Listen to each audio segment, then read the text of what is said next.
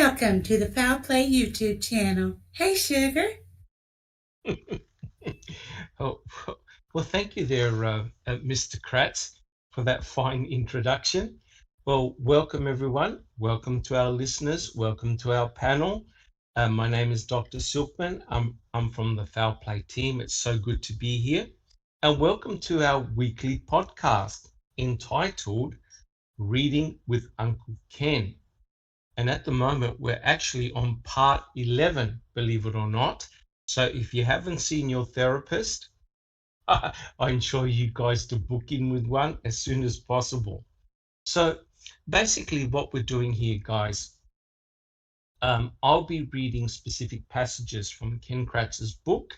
Ken Kratz wrote a book several years ago, basically to try and demolish the findings on Making a Murderer 1 and 2. And I'll be reading specific passages, and then I'll be asking questions to the panel to get their opinion. And first of all of us from the Foul Play team would like to thank our loyal supporters. Thank you so much for coming to the channel and listening to the podcast. We appreciate your subscription. And guys, if you like what we do, please subscribe to our channel. And if you like the podcast, please give us a thumbs up. If you have any suggestions, we're more than welcome to get advice from you guys. Just let us know. Let us know how we can improve. Well, today, joining me on the panel.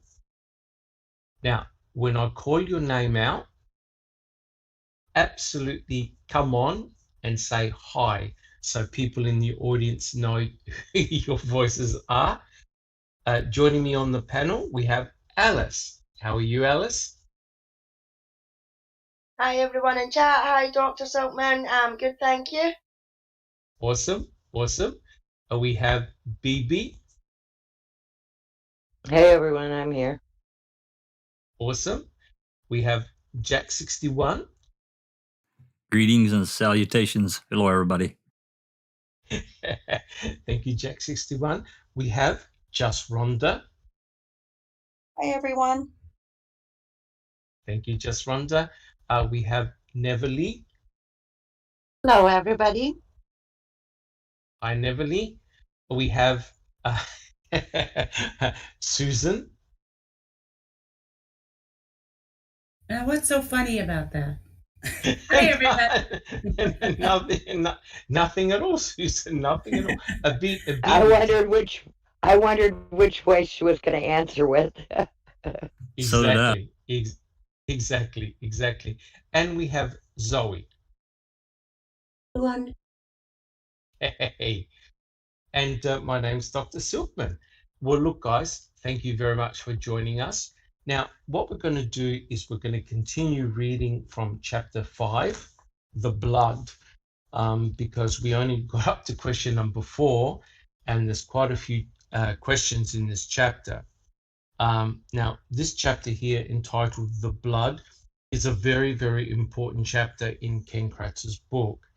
Now, just to fill you in, as we all know, on Saturday, November the 5th, 2005, Nicole and her daughter, that's actually Pam and her daughter Nicole Sturm, went onto the Avery salvage yard, and they found the Toyota RAV4 at approximately 10:35 in the morning. After the RAV4 was found, Pam Afghan phoned Sheriff Pagel. She had the direct number of the sheriff, and she confirmed the presence of the Toyota RAV4. And we know that Teresa Hallbach had an identical vehicle. There's been a lot of controversy about the color of the vehicle, but we know it was a bluish greenish color. After the phone call, sometime later, law enforcement literally descended on the Avery salvage yard. There was a huge response after the finding of the Toyota RAV4. And at that stage, of course, no one had seen or heard from Teresa Halbach for several days, and she was listed as a missing person. Now, when the RAV4 was eventually seized at the Avery salvage yard, both Nicole, Pam Sturm, and several law enforcement officers, they looked inside the Toyota RAV4, and absolutely no one had seen the presence of blood. We had a cadaver dog, Brutus, who came on the Avery salvage yard on Saturday, November the 5th, and Brutus gave a hit at the back of the Toyota RAV4. Now, we now know, of course, that on the back of the Toyota RAV4, there was the presence of blood, as we know, A23. When the Toyota RAV4 was taken to the crime laboratory that night, that subsequent day and the day after on the Monday, there were several crime lab experts, so-called experts, who examined the Toyota RAV4. And we know that Cherie Colhane took 6 swabs in the Toyota RAV4. Each one of those swabs came back as positive for blood. And when she did PCR analysis, each one of those swabs gave a reading, a full genomic DNA profile pertaining to Stephen Avery.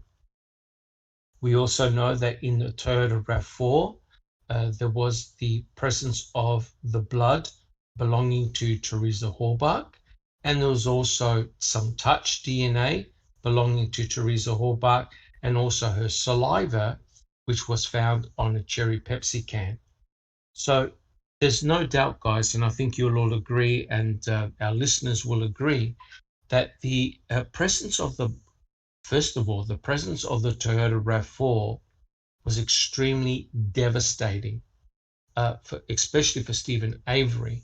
And also, don't forget, at that very early stage, before any blood analysis was done, the presence of the Toyota RAV4 looked very devastating for everyone at the Avery salvage yard.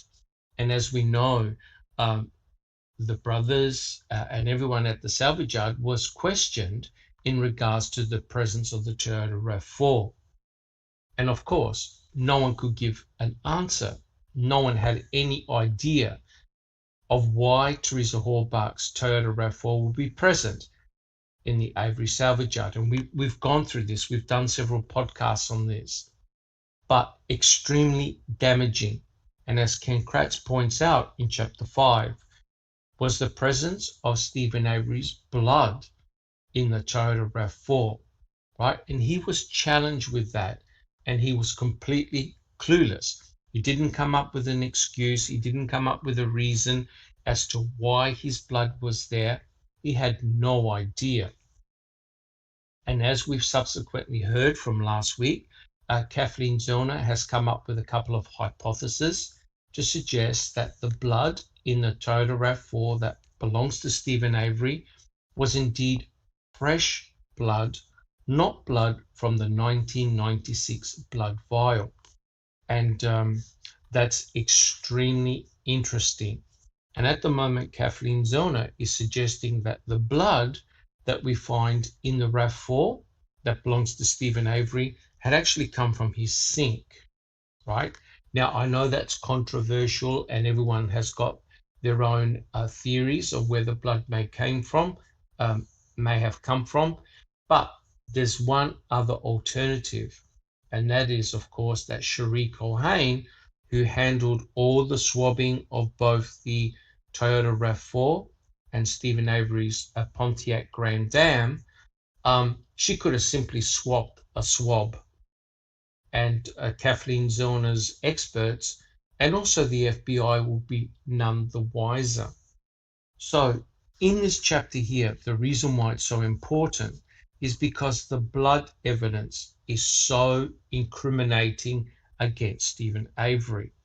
And of course, Stephen Avery and his defense team have put forward the hypothesis that the blood in the total RAV4 has been planted.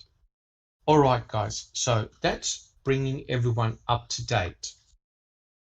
Now, we're actually on question number 5, and I'll quote from the book. I'll quote, Nick Stolke, Wisconsin crime lab expert, testified that the different blood stains attributable to Stephen Avery had been left in different ways. Specifically, the stain on the driver's seat and stain located in the rear cargo area were both passive droplets.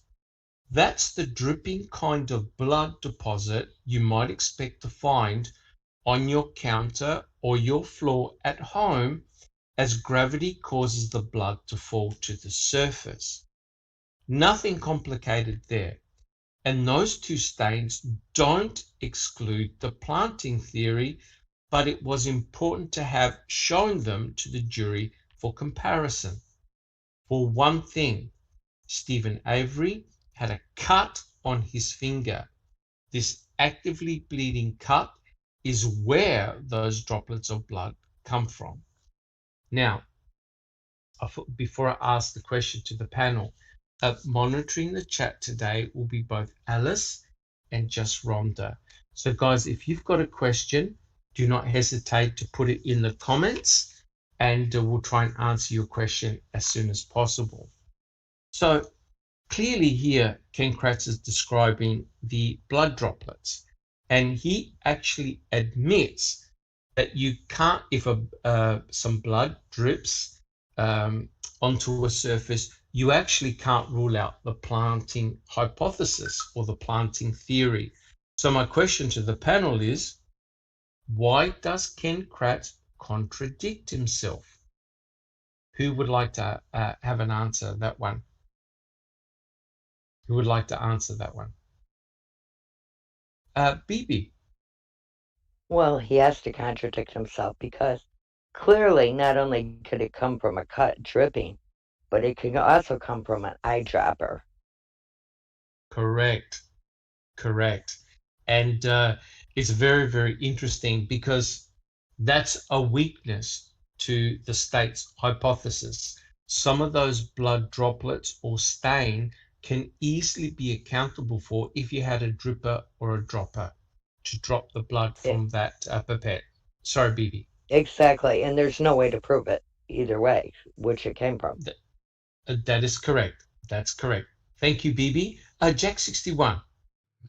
Well, I have all kinds of issues with Mr. Stalky, but it also doesn't explain all the blood all over the CD case, right? That's correct. Plus, to add to that, Doc, the places that they didn't find blood, that really from someone that was actively bleeding, they should have found. I think we can all agree. We've talked about it many times. Should have been on the steering wheel, the console, the gear selector, many other places in and around where he would have had that right hand and that blood dripping, if that's actually what happened. Which again, I think it was planted, but that's me. Yep, I agree 100%.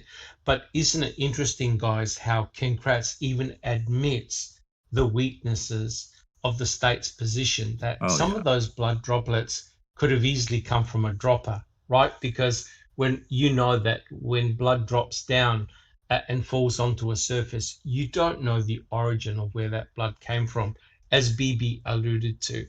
So in effect, Ken Kratz actually contradicts the state's position by saying, oh yeah, some of those blood droplets could have easily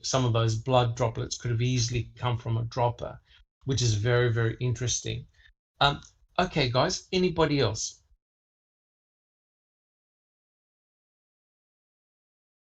Okay, so I think the interesting thing here is that Ken Kratz, or the state, is alluding to the fact that Stephen Avery had a cut on his right middle finger and that he was actively bleeding when he killed Teresa Halbach or after he killed Teresa Halbach.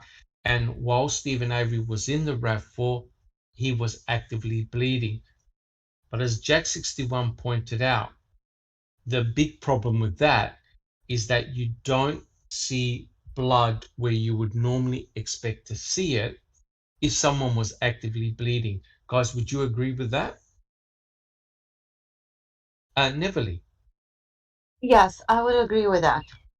And I would also like to point out it's very obvious, and we've talked about this many a times, whether on the podcast or just in Discord.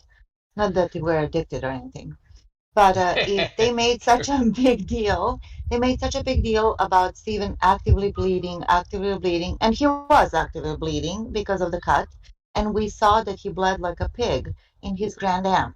There was tons of blood there. However, when you compare that to the RAV4 and the amounts of blood you found there, it's really, you can't compare it because we have minute amounts of blood in the whole car. Not to mention that it's not mixed with Teresa and stuff. And where is Teresa's blood in all of that? Yes. Excellent So point. Excellent point. If you go by the theory that she was placed in the cargo area, we can definitely see clearly in these pictures of the open trunk of the RAV4 that the carpet in the trunk was completely clean. That's and you correct. can see the dirty edge around it. So I just wonder, where in the hell is that mat? Because if you put anything in there, even if you go to the grocery store and you have bags, you put them down on the ground and then you transfer them in the car, you're going to get some kind of a residue, whether it's lint, whether it's paper, leaves, dust, whatever. Correct. And we have nothing. So we have a butchered person in the car or shot person in the car with minute traces of her blood. Correct. And remember, thank you, Neverly. And remember in the trial, what did King Kratz say? He talked about the pools of blood. That he's going to prove that there's going to be pools of blood. Correct. Bibi, thank you, Neverly. Bibi, do you have a comment? I just got to bring up the flakes. Bring up the flakes, Bibi. Tell us all about it. Yeah. How's he bleed flakes? That's what I want to know. I want to see somebody actively bleed flakes of dried blood. Bleed them. If Ken Kratz tells you to bleed flakes, you're going to be bleeding flakes, right? I don't care what he sticks me with. I don't care what he has that he sticks me with. I'm not going to bleed flakes. Correct. In fact, Bibi, you actually did an experiment yourself. Is that correct? Where you punctured your finger? Did you bleed any flakes at all? No, not at all. They were all droplets. Yeah. not a single flake. Yes. No matter how hard I tried. Yeah. Yes. Thank you, Bibi. And it's true. It's true that I believe they found two different spots where there were blood flakes. And of course, a blood flakes represented blood that's coagulated or desiccated. It's been dried out. And that was found, I believe, on the carpet area. And Cherie Colhane tested it. It was positive for blood. And when she did a PCR analysis, it came back as Stephen Avery's genomic DNA profile. Jack 61. Well, and we've talked about this also many times, that he has a real problem with, being Ken Kratz. If he was actively bleeding and he placed Teresa's, bleeding or dead or undead body in the back of that cargo area, wouldn't we expect to find a mixture of his blood there too? I mean, I would think so. If he was really bleeding. Correct. I think, thank you, Jack 61. I think one of the biggest mysteries for me personally that I see in this case is a complete lack of a mixture of bloods. It is something that you consistently do not find here. Remember the state scenario was that both Stephen and Brendan stabbed Teresa Hallbach several times in the stomach, in the throat, So you could imagine the amount of blood that would have been found at the potential crime scene, and that they placed Teresa Halbach's body. She was shot allegedly 10 times, and they placed her body within the RAV4. And then they took her body out of the RAV4, and as we can see, as Neverly alluded to, where is the blood? Susan, do you have a comment? Well, also, we know that Stephen was actively bleeding on the 4th because he talks about it.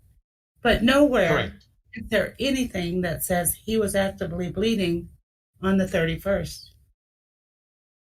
Yes, that is the problem.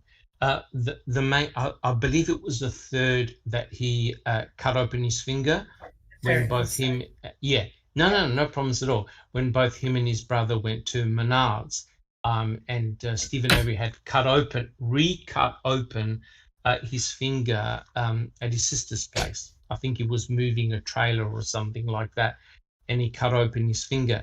He went to his Pontiac Grand Dam because he said he wanted to retrieve a charger, and we can see the distribution of the blood in the Grand Dam, right? And during the trial, the witness said, yes, this represents someone who is actively bleeding, right?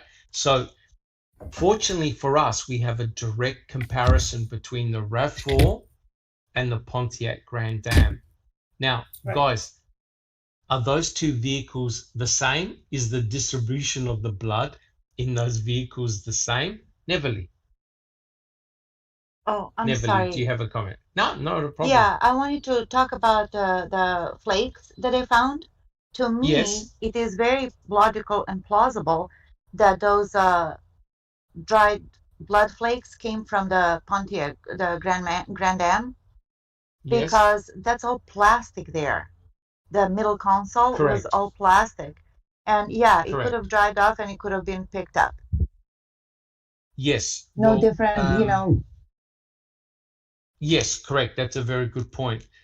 So basically, if you drip blood on a surface that's non-porous, eventually that blood's going to dry out and desiccate and form a flake.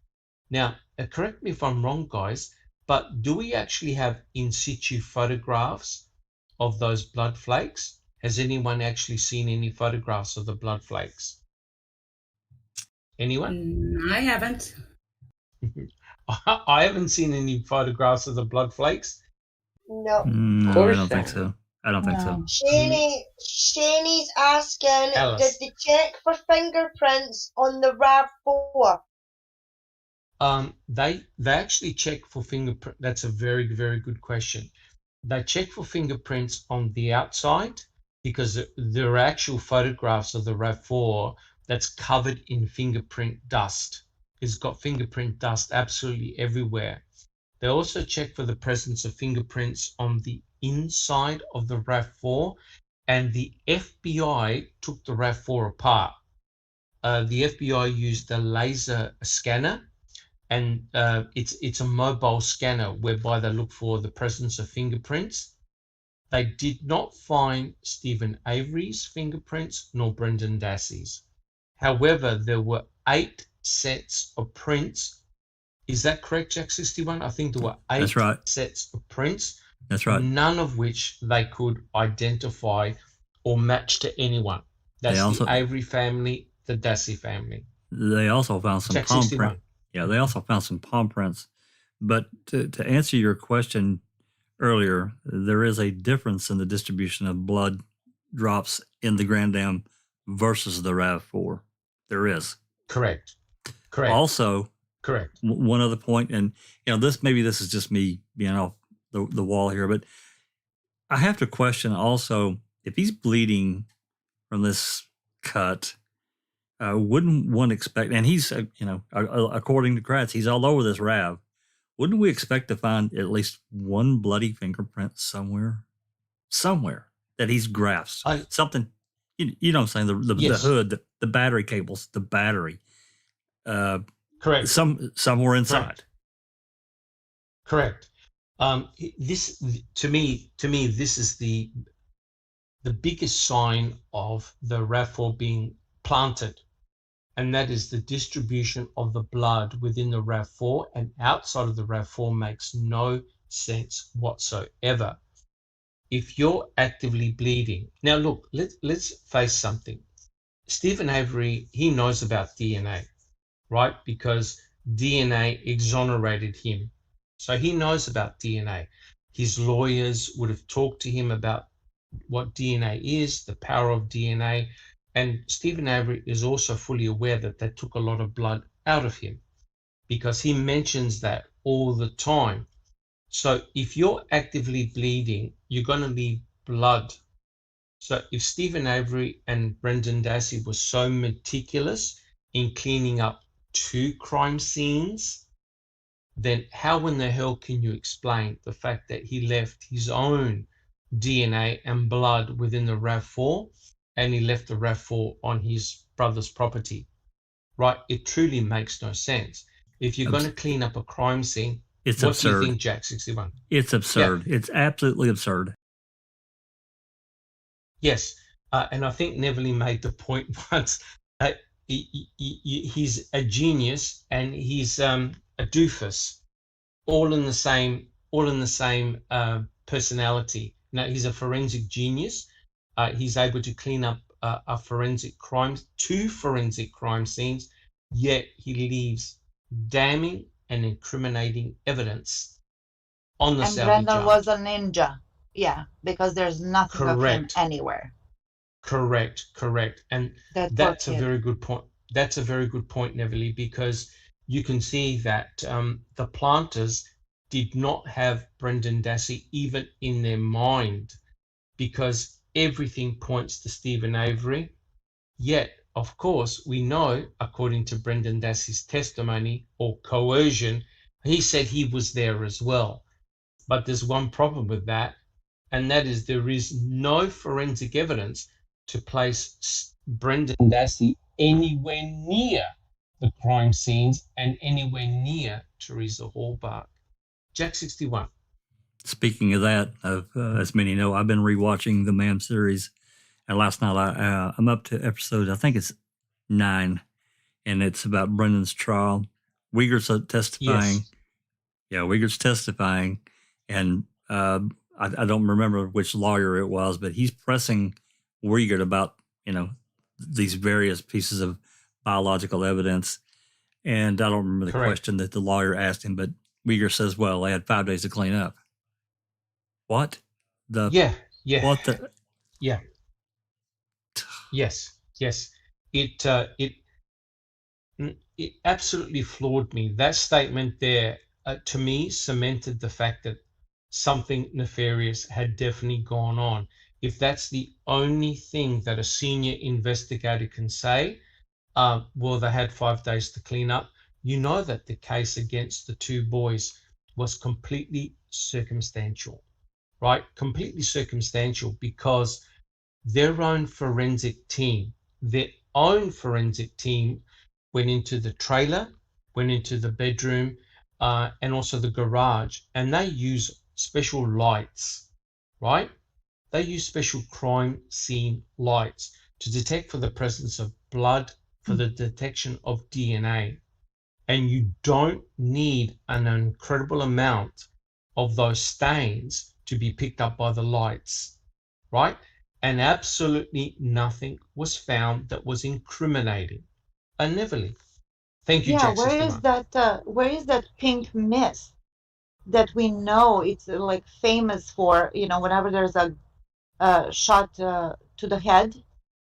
Oh, correct. The head is so vascular and you cannot pick that up no matter what you do. If you burn the whole place, yeah, you could. But other than that, you just couldn't. No matter where she was shot, there would be some traces. But because they were so particular that she was shot in the garage, something must have stuck over there. But of course, we know that it didn't. It's a,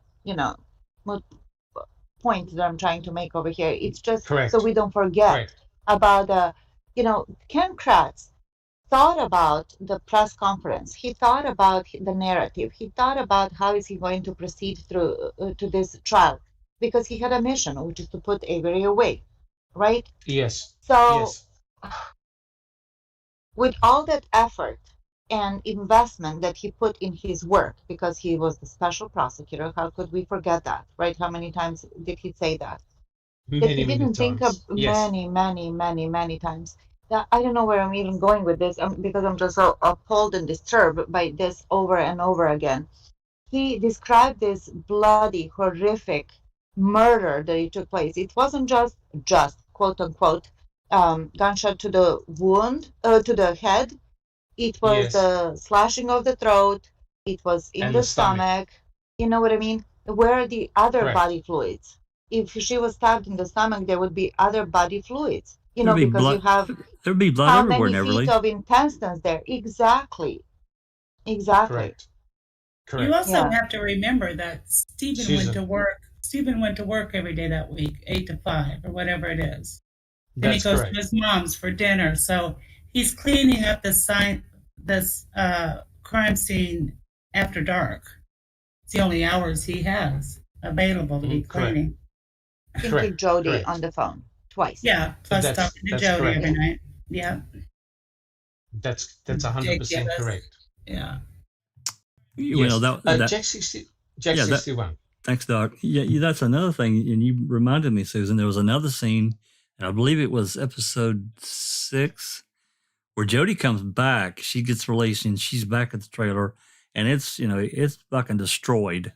But one interesting thing, you Yes. could see inside that bedroom, they even took the paneling off the walls, and they didn't find anything. Yeah. Yes, it did. Not only the paneling, they also took the carpet, Yep. right? Because what happens during a bloody crime scene is that you may clean the surface of the carpet, but the blood drips down to the bottom, That's right? right. And in a lot of cases where crime scene investigators have gone to a crime scene and it looks particularly clean, what they do is they rip up the carpet, and lo and behold, on the bottom of the carpet, on the actual hard floor, is blood. Right now, you're correct. They literally took Stephen's bedroom apart. They took the paneling off the wall. They took all his bedding. They took the sheets, and they also took the carpet.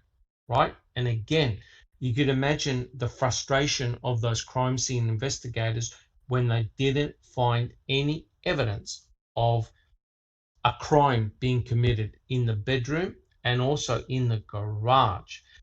Alice, do you have a comment? And don't forget, Doc, that they actually done a 4-hour search on their hands and knees and still never found anything, including the bloody key. Correct. And the next chapter of Ken Kratz's book is actually on the key. So we'll be discussing a lot more about the key. But the emphasis in Ken Kratz's book in this particular chapter is the power of blood. The power of blood. Bibi. Yours says, and they took the light switches too, the light plates. Yes, they did. They did. And it's very interesting that, speaking of yours, I believe that one of the female officers who went in there with a male officer and they did a video when they were checking out Stephen Avery's bedroom, I believe she was the person that actually touched the light switch, and boom, Cherie Cohane detected the presence of an unknown female that had touched the light switch. It probably is the officer, which goes to show the importance that if you're going into a crime scene, what must you wear on your hands? Gloves. Jack 61. Gloves. Correct. You must wear gloves and constantly change them, because otherwise what you're going to do is you're going to contaminate a crime scene. Cross-contaminate, yes. Yes, Bibi, Well, do you and have an also- additional comment? Also, if he did slice her throat, like Neverly had brought up, and stab her in the bedroom, there would also be that micro spray from that Correct. that would have been on the ceilings, on the walls. Correct. You know, Correct. it's impossible to not get that micro spray, not Correct. only from a bullet but from a knife as well. That is correct. From the stabbing action, you're 100% correct. Now, you may be able to clean up a portion of the blood, right? But if you're using various lights, various chemical detections, you're not going to be able to totally clean the blood from a crime scene. That's the problem. And as Neverly alluded to, when you've got microspray of blood, right? How are you going to even see that microspray of the blood, right? Whereas if you're using chemicals, if you're using lights, you will be able to detect it within a crime scene. There's no way that Stephen Avery or Brendan Dassey would be able to totally clean a crime scene. Just Rhonda, do you have a comment? I do. Well, it's actually Shane Henry's comment, and I thought it was kind of cute, so I want to repeat it for you. Awesome. He says, "Thank God Stephen wasn't eating cheese puffs. He would have smeared cheese powder all over the RAV." JK. Cheesy poops. I thought that was pretty funny. And then T1 says right below that, even if Stephen Avery is guilty, which he's not, there is still enough reasonable doubt not to convict him. Shaking my head. That's correct, 100% correct. And you see, that's the problem. That goes to show the power of leaving blood for incriminating someone, for setting someone up, because the jury, when they see blood at a crime scene, and then when they extract DNA from the blood and they say, right, this DNA is you, the jury put two and two together, because they say, okay, it's your blood, it's your DNA, you deposited it. That goes to show how incriminating blood is at a crime scene. Neverly, do you have a comment? Well, yes, I have two comments. One is back to Stephen's place. You know, the mattress? Even if he did what he did over there, there was nothing on the mattress. We all know that it's impossible. We all had accidents on the mattress. If you have kids, you know what I'm talking about. Yes. So there's always a nasty stain that stays there and that you cannot clean. You can bleach it all you want, but it's going to be at least a bleach stain there of the attempt to clean it up. So yeah. And then Kaczarski, of course, he was laying there lounging and, you know, he wasn't concerned about it. You know, anything like that, right? Right. Correct. And another thing is what you mentioned, which I really like your point. It's very powerful.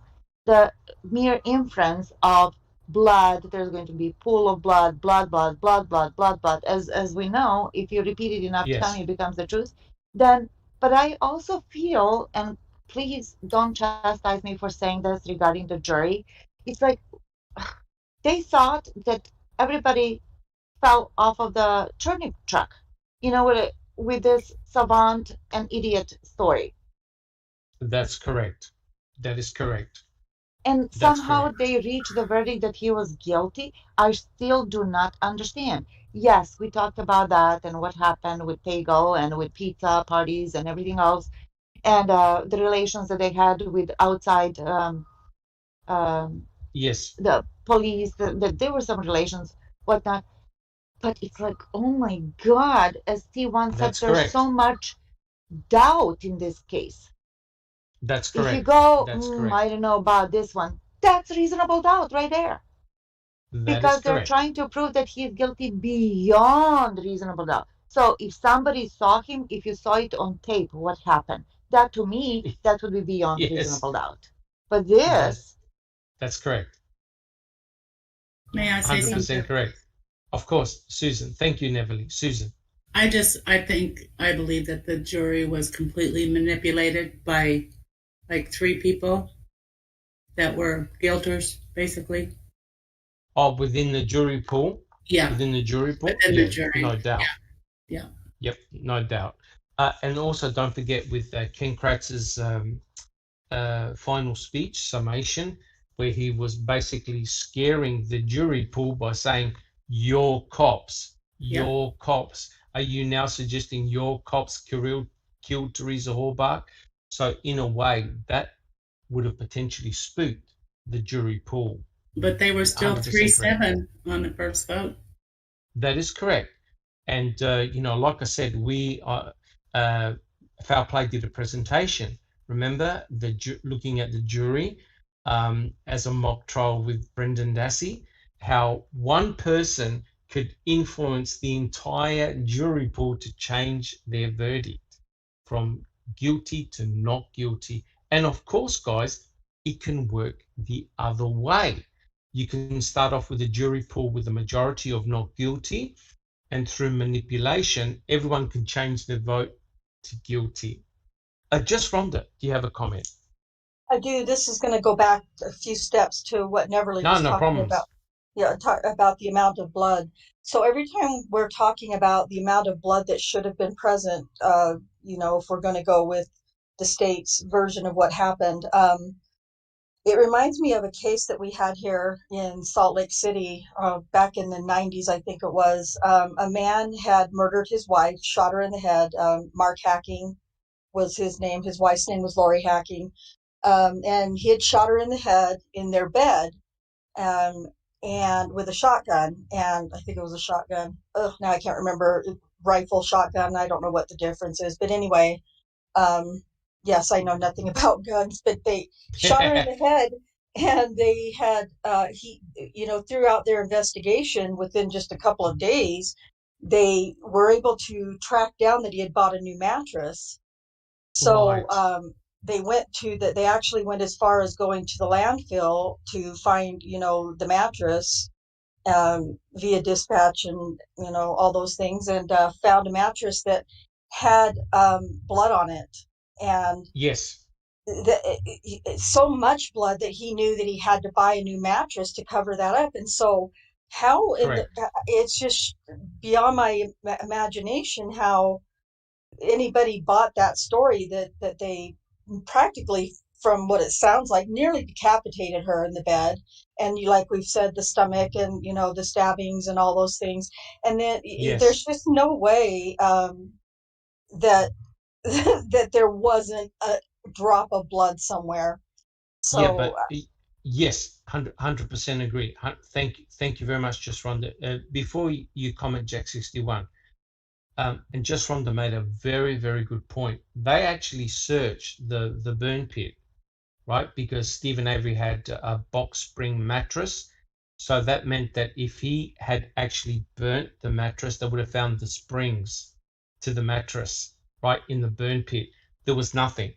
Stephen Avery didn't burn the mattress, right? And so they're coming up with all these ridiculous hypotheses and theories. Oh, he must have put plastic, he must have done this, he must have done that. Why not accept Occam's razor and say, well, the reason why there's no blood there belonging to Teresa Halbach was because she was never there, right? And the ridiculous thing is, guys, is that the state's own forensic team, declared the site clean.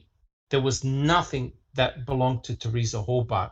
Biologically, I'm talking about. Yes, there was the key, but biologically, there was nothing of Teresa Halbach. And we know there was not even Teresa Halbach's DNA on the key.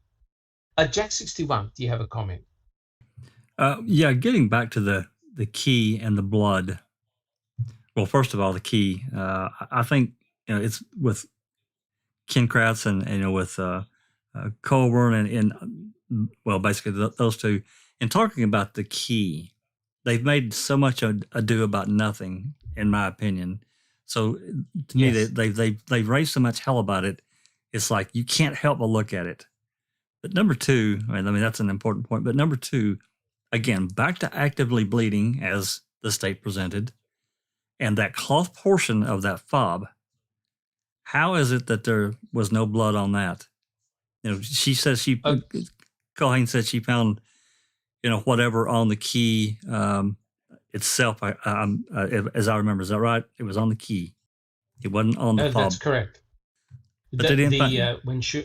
when Cherie Cohen examined the key, and this is an excellent segue to my next question. So we'll just hold on a little bit. Yep. But when Cherie Cohen examined the key, the whole key, she found no evidence of blood on that key. Zero. Now, The interesting, yes. Sorry, Jack. No, I was just going to say, I mean, and this is the end of what I was going to say. And to me, that's a very interesting thing.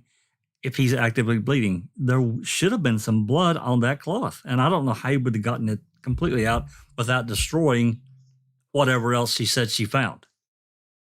That is correct. That's correct. And here's the bizarre thing. Just 1 second, Everly. Here's the bizarre thing.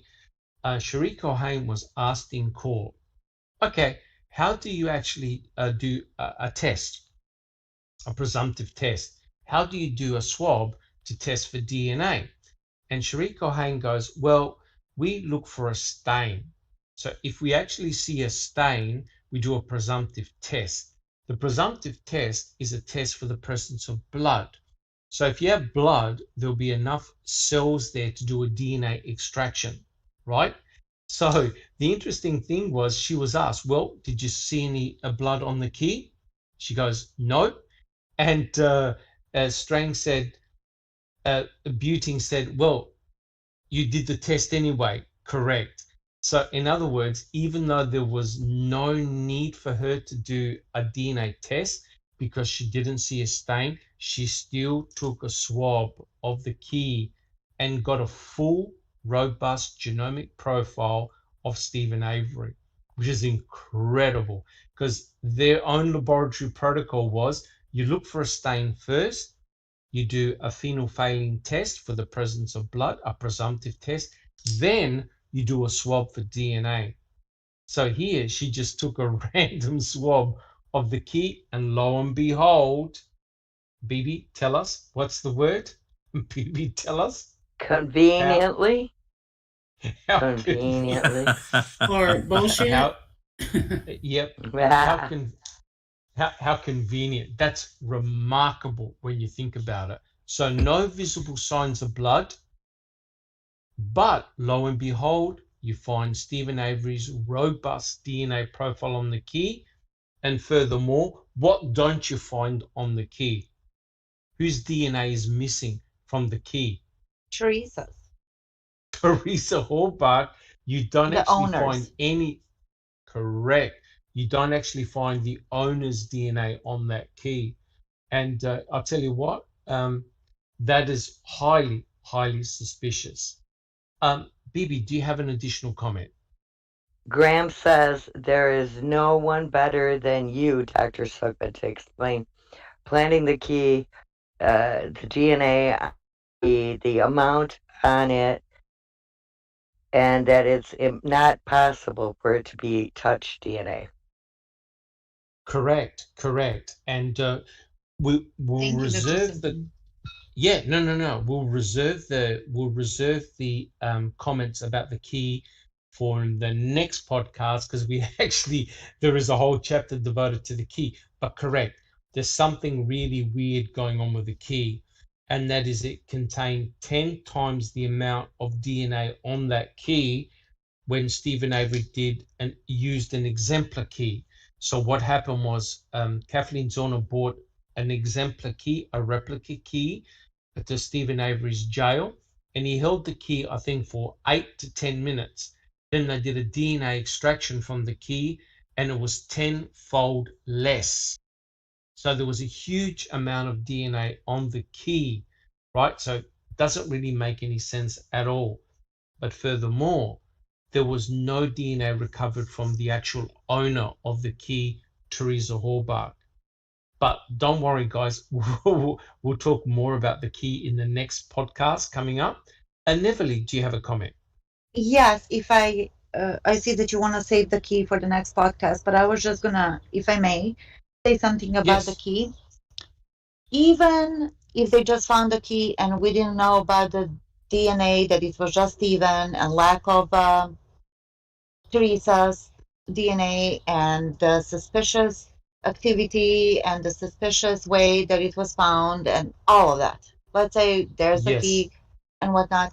Just the mere fact that Ken Kratz in his closing argument said, even if the key was planted, should have been a humongous red flag, blowhorn, everything is like timeout, stop. and that was just brushed over or not taken into consideration or whatever. Because I watched before Stephen Avery case, Making a Murderer. Yes. I was Yes. really cooked. Oh, I just self-incriminated myself. I was following Aaron Hernandez's trial very, very closely. Yes, when him and his two buddies murdered their friend or Aaron's friend. So in Massachusetts, there's a law. If you were just there and begging them to stop, just the mere fact that you were present and didn't stop the crime, Yes. you were guilty by Yes. association. So That's only, correct. yes.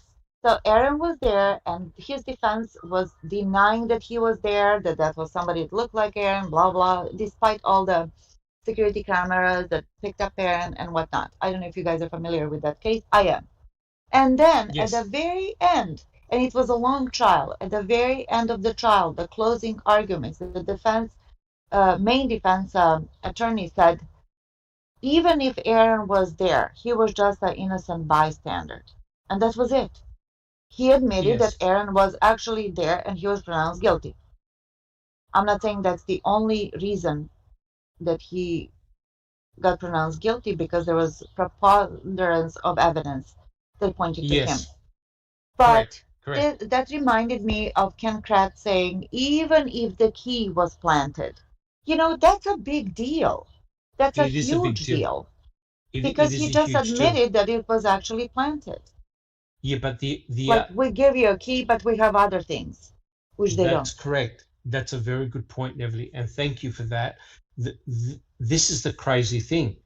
Here we have a prosecutor, a prosecuting attorney in the closing statement saying, oh, well, yeah, the key actually does look extremely suspicious, doesn't it? That's really what he was alluding to. Yeah. But as you said, he may say, oh, well, the key may look planted. However, it's the preponderance of the evidence that points to Stephen Avery's guilt. But here's the problem. If you plant one thing, just one thing, then everything potentially else could be planted. Exactly. Everything could be planted. So I would say that even Ken Kratz would have looked at the finding of the key, considering who found it and what was found on the key and what was missing from the key, that would have made him think twice, But of course, he was not going to say that fully in a court of law. Alice, do you have a comment? Thank you, Neville. Yeah, I mean, and in my opinion, and I mean, this is just my opinion, with watching the documentary, looking at files, chatting to everybody, my opinion is the key was planted, the DNA was planted, and the reason why the DNA was planted, because whoever planted it, whether it be law enforcement or somebody else, they knew that DNA got them off the last time, so they were making Correct. sure that DNA got them this time.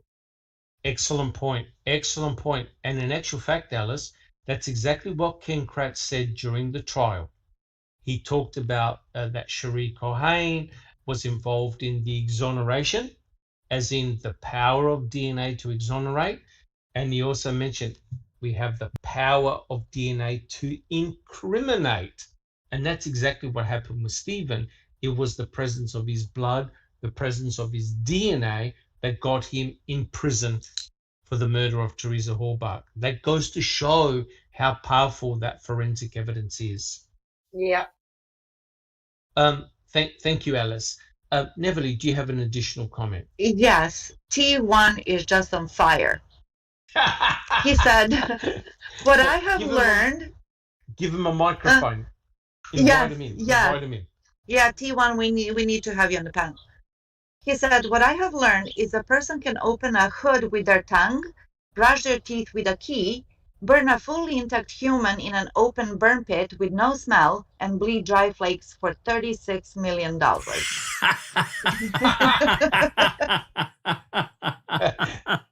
it. Oh my! That's it. End the podcast. We can stop the podcast. Totally sums it up. That's a mic drop comment right there.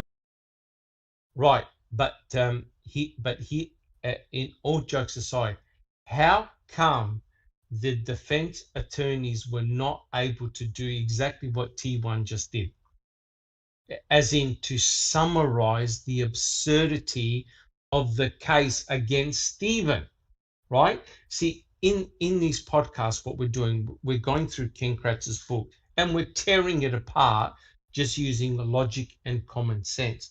How come the defense, I'm not saying anything nasty or nefarious against Strang and Buting because they were under extreme pressure, but a simple statement like that to show the absurdity of the case against Stephen should have been done right at the end to say, okay, how do you explain this, this, and this? And if you notice, guys, that's exactly what Kathleen Zellner did in MAM 2. She looked at the forensic evidence and ripped it to pieces. And that's why they don't want to challenge her in a court of law, because they know, the state knows she's going to make them look silly, right? But that's a really good comment by T1. Fantastic. All right, guys. Any additional comments, or can we actually go on to the next quote? Bibi. Miss Piggy says contamination Cohen needs to be locked up. Well, you know, I think you're correct. I 100% agree. And that's why Buting, remember what Buting did a couple of years ago? He was calling for a review of the practices that were occurring in the crime lab. Remember that, guys?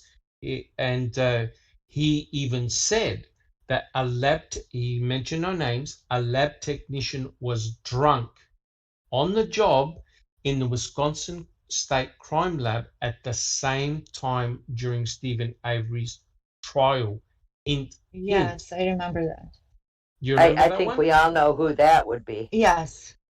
Yes. I have a good correct. idea who that would be. Absolutely. Correct. Now, think about this, right? If you're handling DNA, if you're handling samples and you're doing forensic DNA analysis, you want to make sure that you are 100% sober and on the job, right? Because remember, we all saw that, I think it was a Netflix documentary about those two crime lab techs who were actually, one was making up the results, never did the analysis, and the second person was high all the time on methamphetamines and other narcotics, right? So it goes to show that lab techs can do nefarious things, right? And I think Buting was hinting that what was happening in the Wisconsin State Crime Lab, there were things that were wrong, right? And of course, we know that Cherie Cohen, she had the highest contamination record in that lab. Jack 61.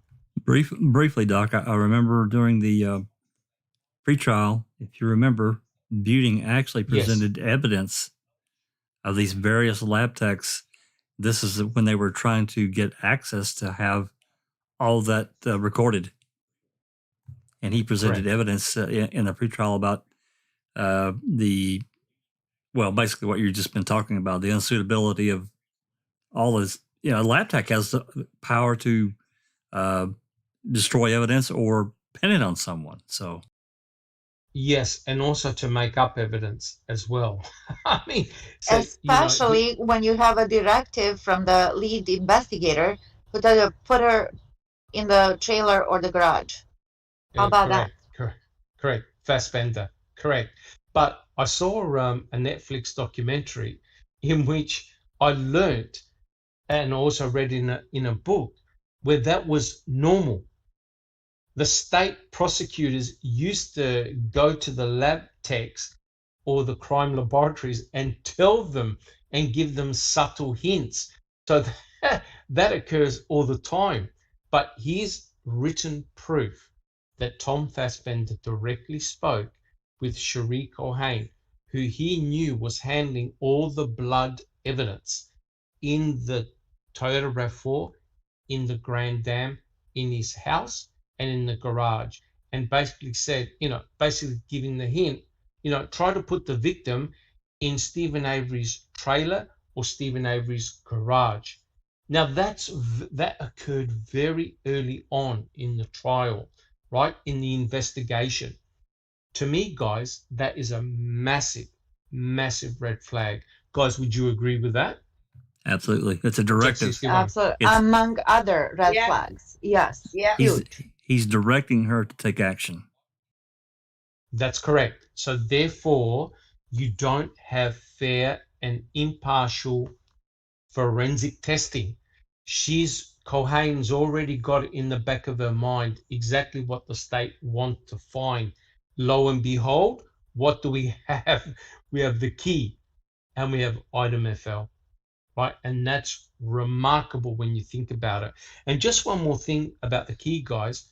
Of course, Cherie Cohen used up the entire DNA swab. So the key cannot be retested. So isn't that interesting? The key cannot be retested. Item FL cannot be retested. Item FL is a goner too. So, BB, as well. how convenient. Save, girl. Exactly. How convenient is that? Always, everything is perfectly timed and convenient for law Yes, it is. enforcement. Yes, it is. Over It and is. over again. Yes, it is. And let's think about it, guys. If it wasn't for the documentary filmmakers who filmed Making a Murderer 1 and 2, and the fact that many members of the community were able to get documents by FOIA, we would not know any of this, right? We would not know any of this information. It would have all been hidden, right? So the mere fact that we can get access to this information goes to show how badly done this investigation was.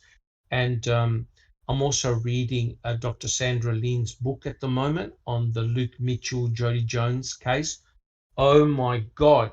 If you think this investigation is done badly, the Luke Mitchell investigation is just as bad. Jack 61. Wait a minute. Did Scotland Yard bring over MTSO and CASO to do their investigation? Is that what you're saying? Now, Jack 61, stop being so nefarious. But the interesting thing is this, of course, that poor girl, Jody Jones, she had her throat slashed many, many times. She bled out between 4 and 5 liters of blood. There was blood everywhere. That's more than a gallon. Yes, think about That's poor a gallon Teresa and a Halbach. quarter. Yes, think about poor Teresa Halbach, who was slashed across the throat with a knife, stabbed in the stomach, where you've got a lot of organs, a lot of blood, and shot, according to Brendan Dassey, 10 times. And we know that she was shot at least twice in the skull. And my question is, where is the blood? Where is the blood? Because I know Ken Kratz makes a big deal about 6 drops of blood. Where is the victim's blood in all of this? I simply do not have an answer. I really don't. Because if you have been slashed across your throat, you've got major arteries and veins in your neck, right? Carotid artery, the veins supplying blood to your brain, right? You slash across your throat, you're going to spurt blood everywhere. Neverly, is that correct? You're a nurse. Yes. Oh my Lord. Yes. Yes. Absolutely. We know when we cut our, finger or something in the kitchen or in the garage or like Stephen did, there's tons of big droplets of blood. Huge. Correct. And head is one of the most vascular places on our body. That's correct. That is correct. And it would have been microspray. Yes. Microspray. Yes. That's 100% correct. And that is precisely why they looked at the rifle. That was the .22 rifle that was inside Stephen Avery's trailer. They're looking for microspray of blood, right, on the barrel, because you're going to get blowback of blood. And people have shown that when you shoot a tissue with a high velocity bullet, you get blood spatter, tiny, tiny droplets of blood that you can't even see. It's a fine mist. They found none of that. And according to Brendan Dassey, she was shot, Teresa Halbach was shot between 10 and 11 times. There would have been blood droplets absolutely everywhere. And you know that they use luminol everywhere, right? The crime scene lab techs brought in their special torches. They were looking for the sign of blood spray. They found nothing. Alice, make some sense of all this madness. Oh, yeah. I wish I bloody could. No, I mean, it's not just that. I mean, look at all that stuff that was in the garage where she was supposed to have been shot. We're talking about the blood spray and everything like that. No matter how much of a genius you were at cleaning up any blood or anything like that, there is no way that you would get every speck of blood off of everything in that garage, and they found nothing. Absolutely nothing. It was all a load of bullshit at the beginning, and it's still a load of bullshit now. And they need to swallow their pride and get their finger at their backside and start saying that this man is innocent, because he bloody is, and so is poor Brendan. But they did find something. They found Stephen's. They found Stephen's DNA in there. Yes, correct. And you know what that implies? Yeah. There was no cleanup. That's exactly correct. And this is what shocked the investigators, right? Because the state are alluding to the fact that they cleaned up the blood, they cleaned up the DNA, but lo and behold, Stephen left his own DNA. Now wait for it. He left his own DNA in the trailer, which means he couldn't have cleaned up, because otherwise his own DNA would have been cleaned up. He left his own DNA on the handcuffs, right? Which means he didn't clean the handcuffs. Yep. These are the cuffs that were meant to have restrained Teresa Halbach to the bed. There was no DNA from Teresa Halbach on the cuffs or on the bed, nowhere. And he left his DNA, his blood, in his trailer, on the floor, kitchen sink, the sink, the bathroom sink, the floor, the door frames. So he couldn't have cleaned up. Why is he going to clean up a crime scene and leave his own blood everywhere? Right? I know. It's just stupid. So Alice, you made an excellent point. His garage was a mess, right? He didn't clean up his garage, like all the equipment that was in his garage. So if you got blood microspray, you would have found it, right? Because in his garage was a complete and utter mess. That's an excellent point, Alice. Yeah, excellent, it's not point. Like you freshly painted the garage on the inside. You know what I mean? Or did something new to it that you could see that he shuffled something around. No, but that bullet sure landed on top of the dust. Correct. What's even worse is, if you remember photos of the garage, there was shit everywhere in that garage. So if somebody would have been shot in there, there would have been spatter somewhere, medium or low or medium or high velocity, I think. I'm not a scientist or anything, but there were too many items that were too near where that allegedly happened that would have picked up something. Yeah, that's correct. You're not going to be able to disguise micro droplets of blood, right? But with the luminol spray, with the torches, the special lighting that they use, they would have picked it up. They would have found some evidence of Teresa Halbach, some type of crime having been committed. And Bibi, before you make a comment, don't forget, they actually jackhammered the floor of the garage, right? Because remember what Kayla said, does blood seep up from the ground? And these guys are thinking, oh my God, Teresa Halbach's blood actually soaked into the ground of the garage. So they actually jackhammered the garage, the floor of the garage. They tested it, and guess what? Did they find anything? They found nothing. No blood, no evidence of Teresa Halbach being shot. And Bibi, are you going to tell us about the bulletproof tarp? Bibi. Well, I still haven't been able to find one for purchase anywhere. But I was really triggered by the handcuffs. Those sick Yes. fucking bastards checked Yes. for his mother's DNA on They the checked for handcuffs. his mother's DNA on the handcuffs. That is correct. That's what Sheree Cohen did. So they actually checked for the DNA of all family members on the handcuffs, because remember they were alluding What to the all. fuck do they think was going on? That's correct, but that's how shocking and depraved I think the state were in trying to prove how bad and nefarious this family actually was. They even said, and I read the document, that they excluded Dolores's DNA from being on the handcuffs. Exactly. I have no answer to that, BB.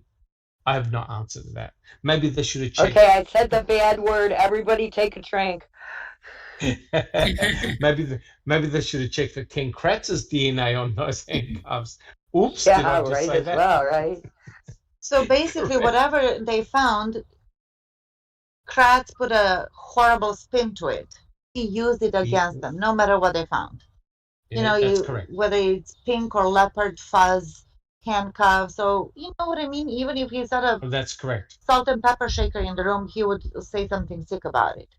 And you Yes, gotta love the fact that he only brought a photograph of the handcuffs. He did not bring those into court, which would have showed because everybody that they were just toys. they were toys.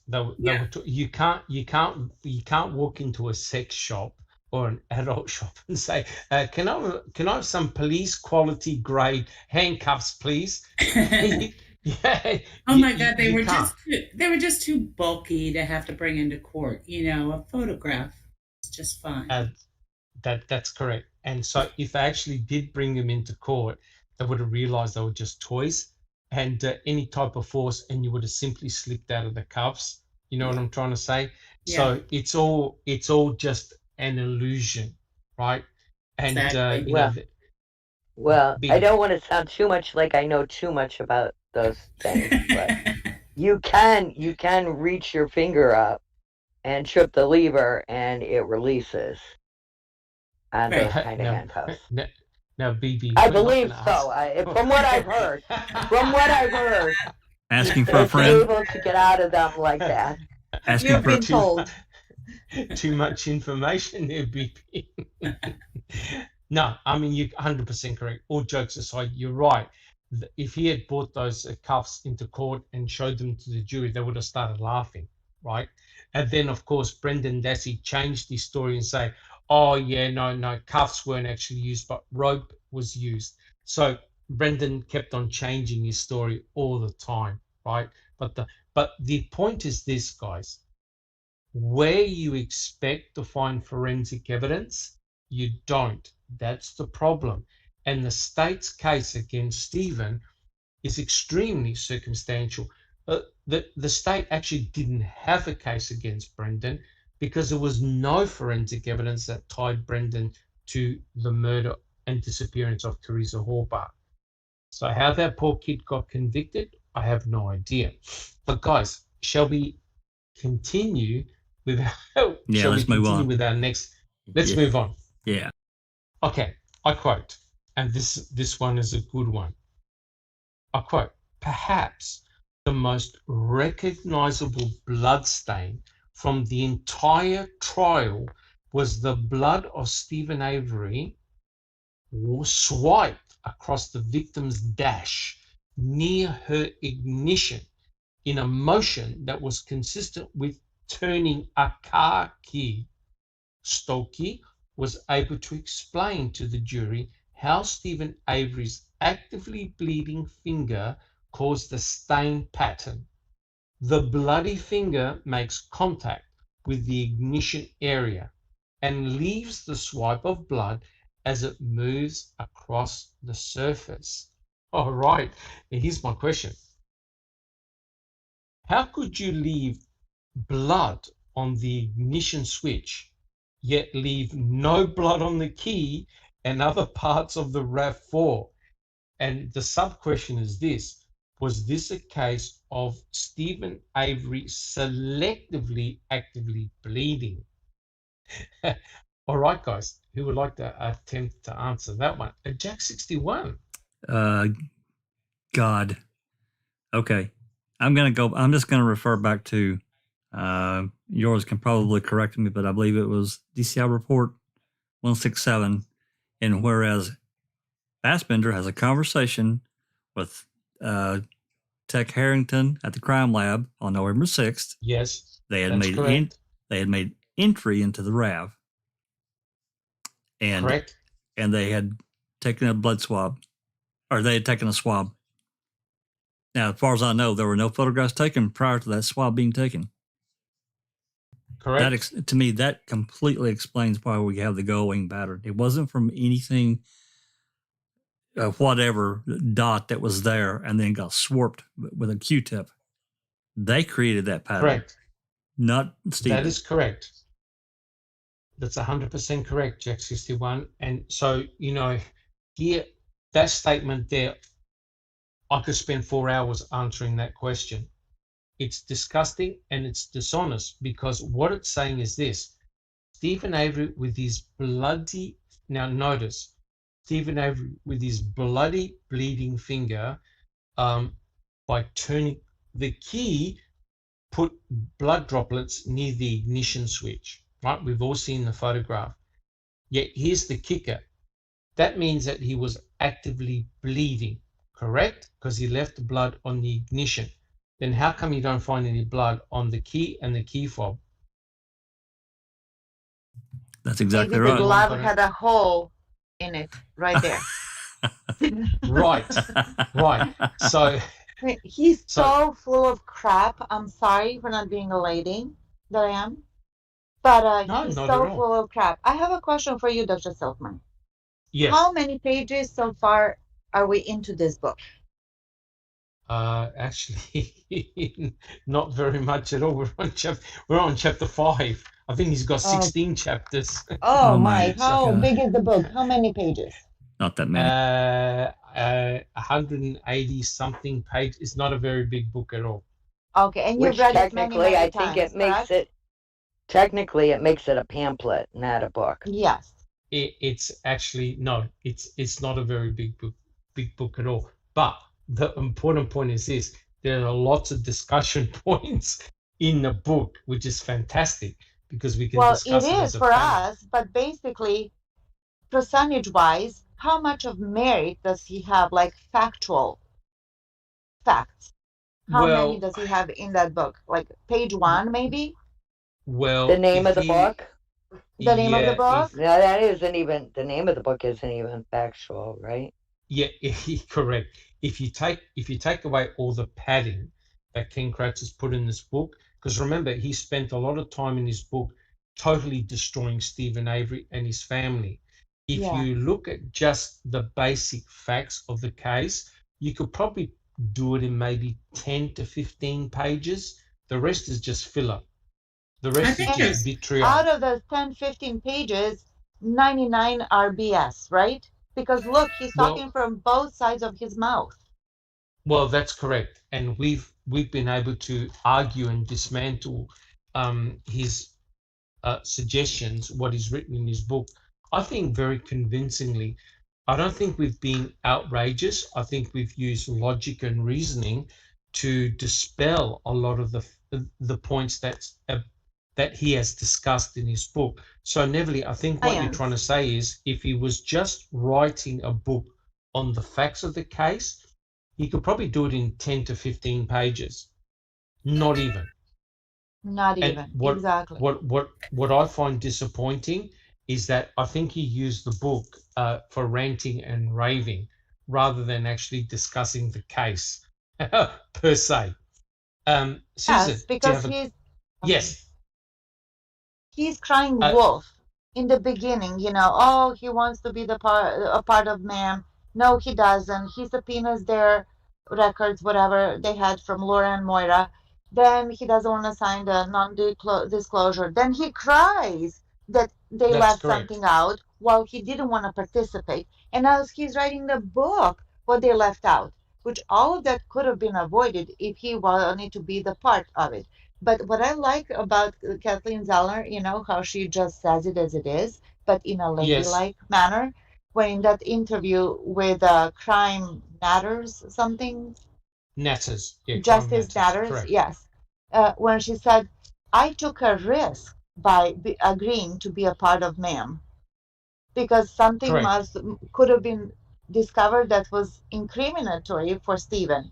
But I took that Yes. risk, knowing But that he's completely yes. innocent.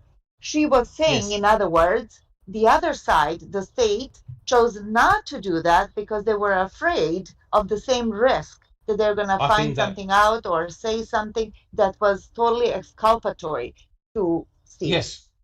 Yes, Yeah. yes, and that's precisely, I think, what's going to happen. That's a very, very good point. Alice, do you have a comment? No, it's actually a question. T1 says, asks, did the nightstand where the key was allegedly hidden and provide any DNA, or was it even tested due to AC violating it? Yeah, no, I don't believe the nightstand was actually swabbed for DNA. Uh, the night, and we'll talk about that when we in the next chapter when we look at the key. Yeah, Colburn massively manhandled that cabinet. That's for sure. He shook it to pieces so that the key magically came out of the cabinet. But no, as far as I'm aware, the only thing that was swabbed was the actual key itself. Yeah, they should have swabbed the cabinet to check out for Andy Colburn's DNA. I agree. I agree. Oh, they Jack didn't 60. even use they didn't even use the cabinet in court, Doc, though. This is where this thing was supposed to have been found. Surely they would have had that in court so that you could see the gap on the side of it to prove that this is where the key. But they didn't even use that. No, that's correct. That's correct. And you see, and again, I don't want to preempt this because we're going to discuss it in the next chapter, but it's a pity that Buting didn't drop the key in court. He should have just dropped it and then gone, oops, right? Because it just would have shown the absurdity of that key. But save your comments for the next chapter because we're talking about the blood here, which is really, really important. Bibi. Miss Piggy has a comment, a suggestion. She says for the last podcast, burn the book. Yes, correct.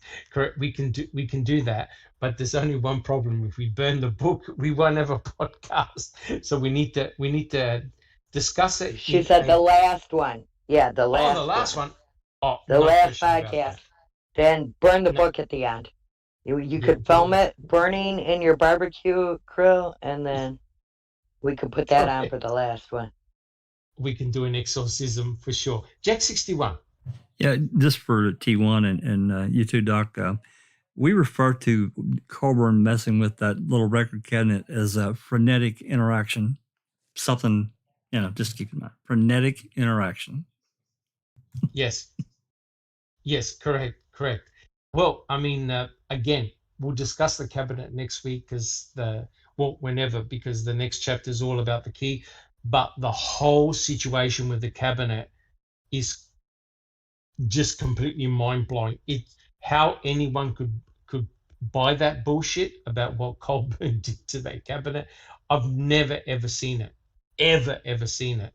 And I agree with Kucharski. Blame it on the aliens. Don't worry about Colburn. Just blame it on the aliens. I would have believed that story. But again, we'll discuss that in the next chapter. But getting back to this, right? Jack 61 made a very important point. That those blood droplets are near the ignition. They weren't photographed, right? They weren't photographed in situ. In situ means before you do anything to it, right? So that, and Jack 61 made the important point, and that is when the RAV4 was first entered in on the Sunday, they did a presumptive test on it, right? Which means that they took a swab put some saline solution and they dabbed the blood, right? So with the Q-tip, you dab it, and you can see it's got like bat wings. That's the Q-tip being pushed up. So therefore, it gives the impression that the blood was swiped. It wasn't swiped. It could still be put in there by a dropper, right? But it's the action of the Q-tips that caused that swiping pattern. That's one. To make matters worse, Culhane admitted doing a presumptive test on the same blood swipe. So you now have two presumptive tests on those blood droplets on the ignition switch, which means that what you're doing in effect is diluting out the blood because you're adding a saline solution to it. To make matters worse, Culhane then uses another swab to take a DNA sample. So that means that the ignition key switch, where the ignition is, was swabbed 3 times. I want to see the in situ photo of that blood drop. I don't think they took any. I've never seen an in situ photograph. Yeah, that's amazing. Guys, that's the trouble with this case. There's no in situ photographs. In situ photographs means that no one has touched anything. It's how those stains were meant to look like. Jack 61. Well, then Kratz comes along and uses that to manipulate people looking at it that don't know exactly what you just explained. They have no idea. Correct. So they just like, that's okay, correct. well, shit. Steven must have jumped in that. He had full access, and wow, look there, guys. Look, he swarped that side of that dash. It's his blood. God, it was him. He did it. That is correct, and that's why the blood droplets near the ignition switch are so fundamental to Stephen Avery's guilt, because what it implies is he started the vehicle and drove away with it, right? That's the whole idea. So what do we find? Think about this, guys. We find droplets of blood near the ignition switch. We don't find any blood on the key. We don't find any of Teresa Halbach's DNA on her own key, yet we find touch DNA of Stephen Avery on the key. The amount of DNA on that key is 10-fold higher than what he did with the presumptive key. So there's a huge amount of DNA on that key. Now, guilters and the state will say, yeah, but he's a good shedder. Well, if he's a good shedder, where's his DNA in the RAV4? Where's his touch DNA in that RAV4? He would have left touch DNA absolutely everywhere. Battery terminal, on the lever that you touch to open up the hood of the car, on the door handles, on the gear shift, on the steering wheel. Please, guys, if he's a good shedder, he would have left DNA absolutely everywhere. Guys, do you agree? Absolutely. Absolutely. Right. So there's something weird going on here, right? There's something weird. There's the lack of his fingerprints, the lack of his palm prints, the lack of his touch DNA, and the lack of blood, both from Stephen Avery and Teresa Halbach. And as Neverly alluded to, the blood in the back cargo area, that is bizarre. Where is all the blood? If someone has been slashed across the throat, stabbed in the stomach, which is a visceral area rich in organs, full of blood, shot 10 times, that whole car had to be covered in blood. But what's interesting is this. If you have a look at what Brendan said in one of his coerced confessions, he actually said that Teresa Halbach was shot in the car, right? He changed these stories so many times. The investigators must have looked at each other and said, come on, Brendan, that can't be the case. Oh, yeah, that's right. We shot her on the garage floor. So as you can see, it's a tragedy because Brendan was completely changing his story and narrative depending on what Fassbender and Wiegert were telling him. Susan. Yeah, before he shot her in the garage. First they shot her outside the garage. That is correct. First in the car, then outside. Oh yeah, and then inside the garage.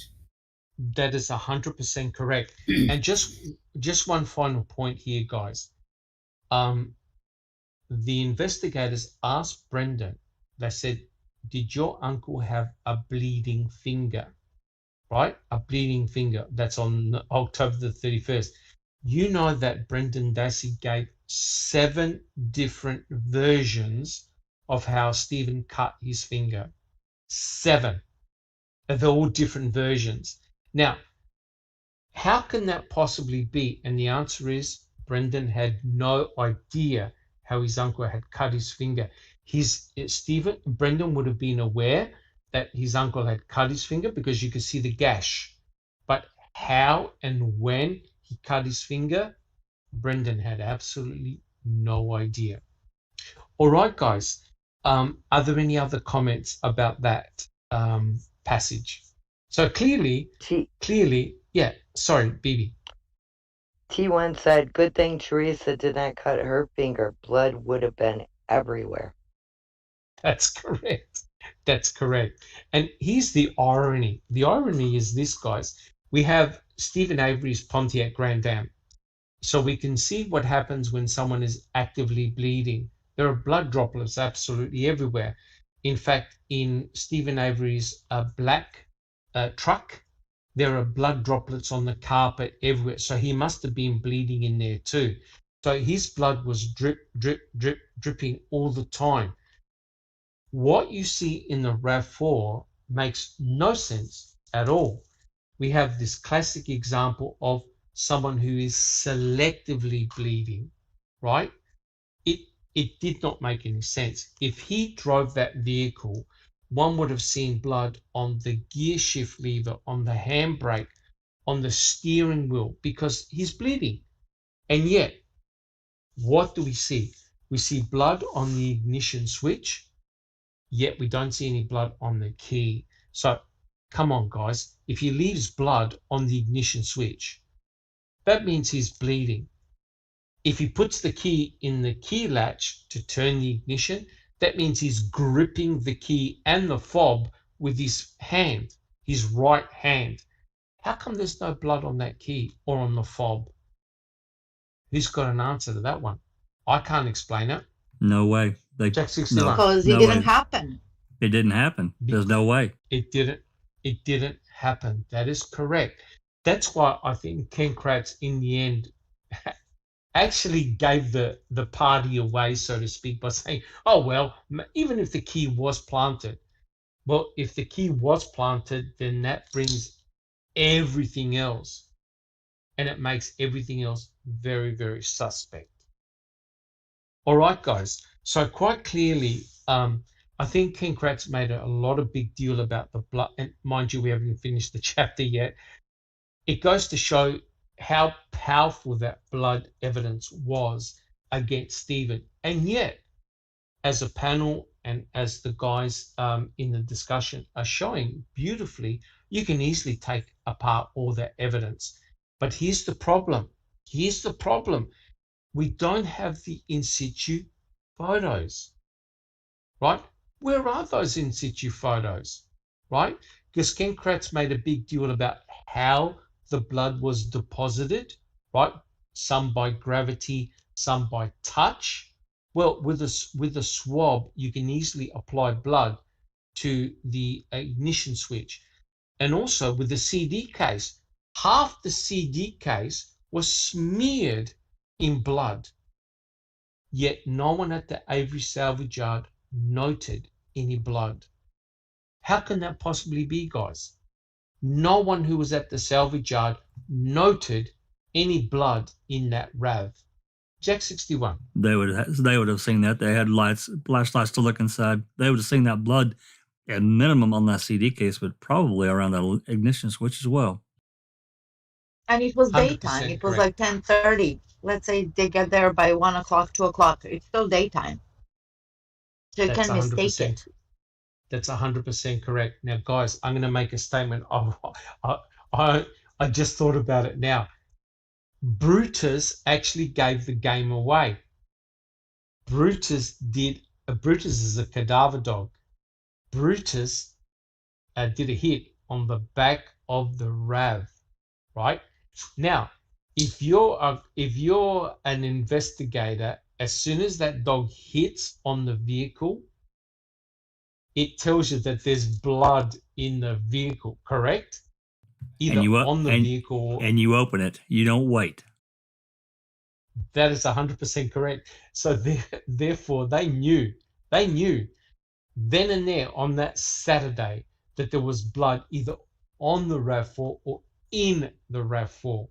They couldn't find Teresa Hallbach, right? They looked in the vehicle, they looked under the vehicle. She was not present. Therefore, if you note that there's blood, don't you want to check? Don't you want to open up that vehicle and check? Right? Like so immediately. Brutus actually gave the game away. There was blood either inside the RAV4 or outside the RAV4. Now we know that it was blood outside the RAV4 because of A23. But Lord knows what other blood may have been on the RAV4. Because remember, when Fassbender finally took off the covers, it poured down with rain, potentially washing away blood and other DNA sources from the outside of the vehicle. So it's a miracle that A23 actually remained on the vehicle. But the Fassbender knew then and there that there was blood either on or in the vehicle. So why not double check? And they did. They used torches. They looked inside. They saw the flash card, the CD flash card. Is that correct, Jack 61? They saw the flash card in the back of the RAV? That's right. I think Oracle saw it. Sergeant North. Yes. And Pamela God said, oh, yeah, I saw bottles. I saw this. I saw that.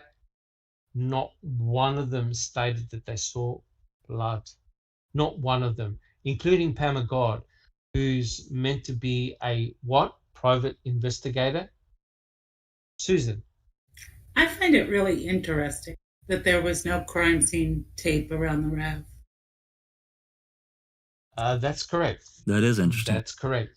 That's correct. And of course, you don't want to put crime scene tape because crime scene tape means that if you're going to enter into the RAV, you need to break the seal, correct? So if you got no crime scene tape around the RAV, Susan, potentially who's going to know whether you've opened the door and gone in? Yep. I mean, that's the first thing they do. That's the first thing they do. And somebody correct me if I'm wrong here, but I don't think the doors were crime scene taped either when they hauled it away. I don't think they were. Not that I'm aware of. No, not that I'm aware of. BB. Well, and they didn't crime scene tape it at all. They didn't even, when they found the RAV, they acted like they had all day, all week.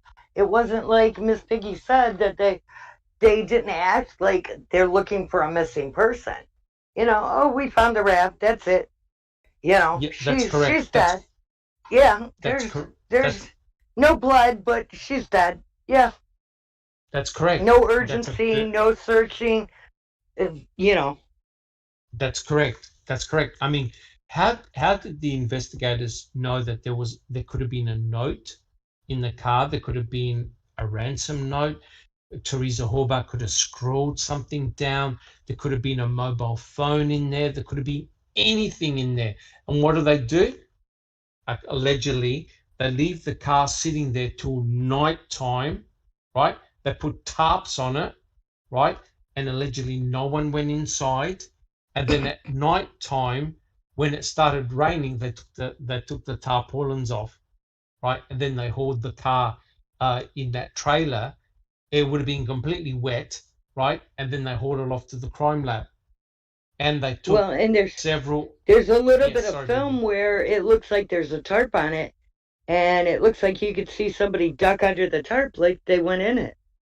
That's 100% correct. There is a video that shows that someone was underneath the tarp. So, you know, are you trying to tell us that nobody actually went inside that RAV4? I don't know. I mean, I'm only speculating here. But it seems rather crazy that they would tarp it. Why not call a tow truck and immediately remove it? While it's daylight, while it's not raining, you know that Teresa Halbach is not in the vehicle. You got hundreds of people on the property searching for Teresa Halbach. Why not simply remove and preserve the most important part of the crime scene, the Toyota RAV4? It does my head in, guys. Jack 61. I'm also surprised, and I don't know the procedure, but once the RAV was at the crime lab and people were there, why wasn't it videoed when they opened it? Because who knows? I mean, I don't know their process, and if they're, but to me, to memorialize what they were doing, I don't know. I just think they should have videoed it, and maybe they did. Because it wasn't. We just don't know about it. Well, that's right. That's right, Everly. That is correct. It's likely that there's film and video of the raffle that we do not know about, and we'll probably never see. But you're correct, because Buting asked Cohane, okay, what do you do? And also Groffy, what do you do?